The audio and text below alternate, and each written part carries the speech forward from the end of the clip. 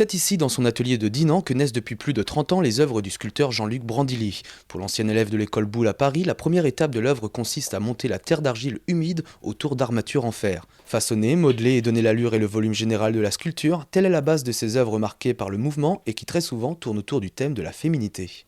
Que dans un corps féminin, on a une sensualité, on a une gestuelle, on peut travailler sur des déhanchés, on peut travailler sur la sensualité, puis la grâce. Donc c'est quelque chose que j'aime bien travailler.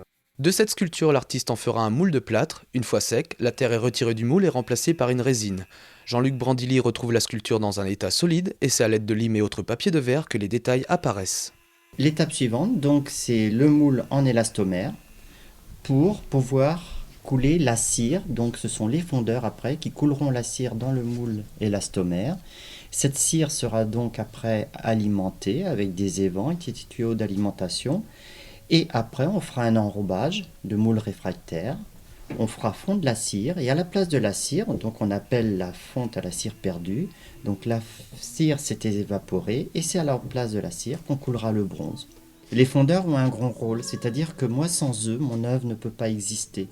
Et il faut être en communion et en relation très étroite pour pouvoir mener à bien ce travail. Ils doivent comprendre ce que moi je recherche et ils doivent bien sûr ressortir mon souhait dans le travail. L'alchimie entre l'artiste et les ouvriers fondeurs de la ciselure d'art d'Île-de-France est indispensable pour reproduire sur le bronze la beauté d'un geste, la poésie d'une danse. La vie me plaît donc, et puis de laisser quelque chose pour le temps, pour l'éternité. Hein. Bon, les poses sont peut-être éphémères quand je les travaille au début, mais après elles sont inscrites dans le métal pour l'éternité. Donc, ouais, c'est beau de laisser quelque chose dans la vie. Jean-Luc Brandilly, reconnu par les collectionneurs du monde entier comme un sculpteur contemporain, continue à surprendre par son talent à faire jaillir de la matière le beau, l'harmonie et le souffle de la vie.